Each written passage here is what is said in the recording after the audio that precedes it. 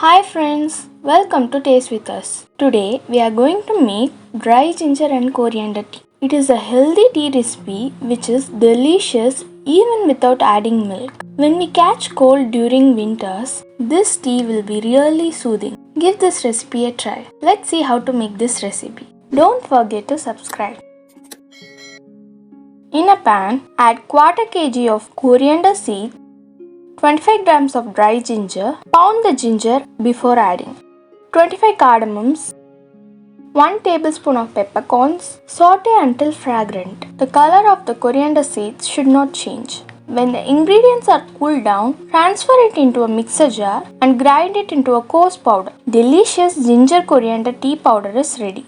In a pan, add 300 ml of water, 2 teaspoons of dry ginger and coriander powder we made earlier. Bring it to a boil.